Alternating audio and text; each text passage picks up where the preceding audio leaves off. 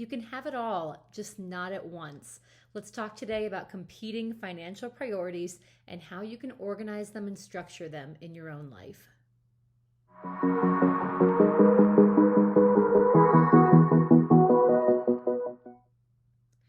Let's say that you've done your homework, you've laid out a budget and a financial plan for the year. That's great, that's awesome.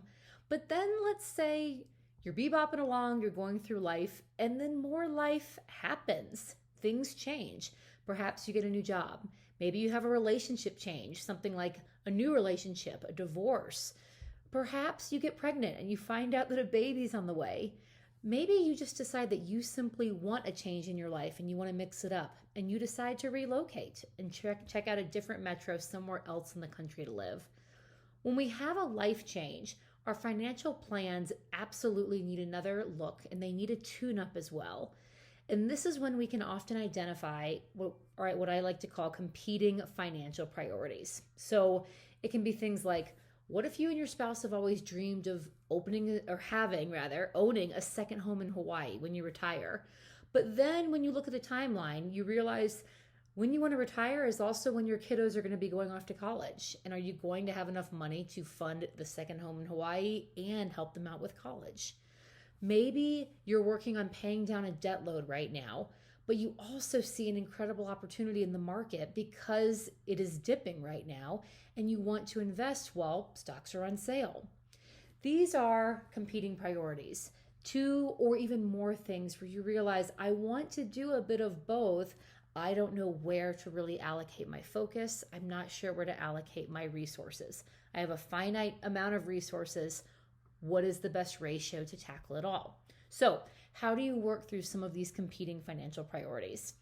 Step one, I would say make sure before anything that your basics are set. So things like your emergency fund is in place, and that emergency fund actually matches where you are in life at this point. You may need a different amount from when you were single living on your own to being married, have 2 or 3 kids, and a bigger home, right? The emergency fund thresholds should be different as your life changes. So make sure you have a solid emergency fund.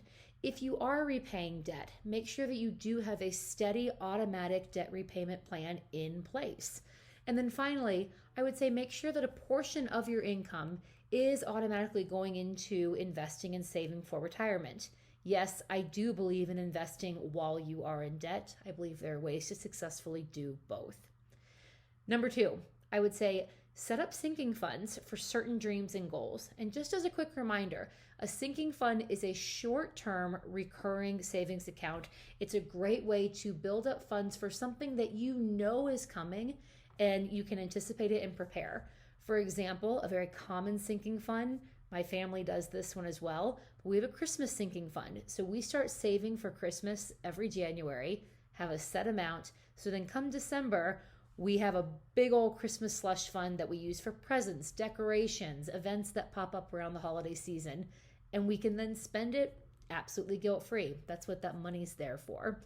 If you know there are certain dreams and goals coming and you don't want to have to compete against yourself in the future for them, start saving and planning now. So a great example could be, if you are in debt right now and you're paying it down steadily, you have a solid debt repayment plan in place. But let's say that you know in 2 years, you have a big milestone coming up. Maybe it's an anniversary, maybe it's a birthday, and you know that there's a good chance you may still be in debt when that milestone comes.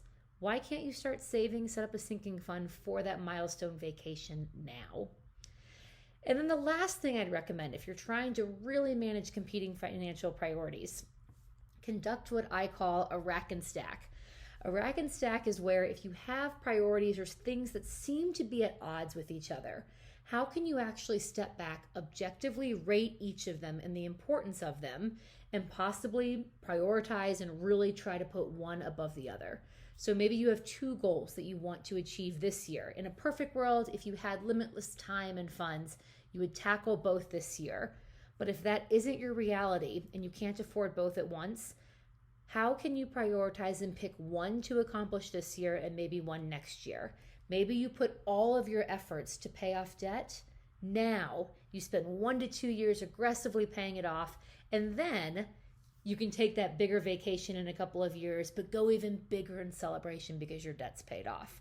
Sometimes the right answer may be taking some time to look at those priorities.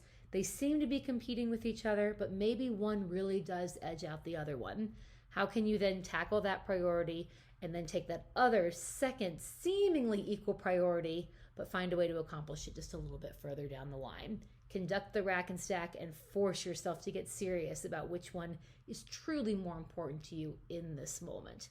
So those are just a few tips on how to manage competing financial priorities. If you like the content that I'm putting out, go ahead and ring the bell below to subscribe and tell me in the comments, have you had times in your life when there are seemingly 2 or 3 financial priorities really going up against each other? And how did you handle it? How did you navigate racking and stacking those? Tell me your thoughts below in the comments. In the meantime, have a great weekend. Talk to you guys later.